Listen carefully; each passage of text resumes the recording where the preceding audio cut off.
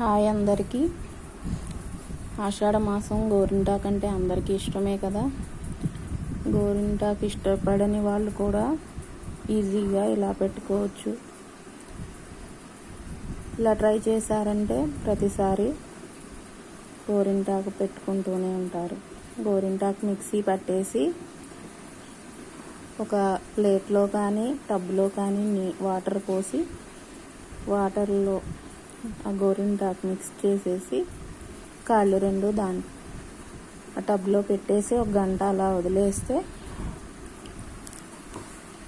ఈజీగా ఇలా పండుతుంది.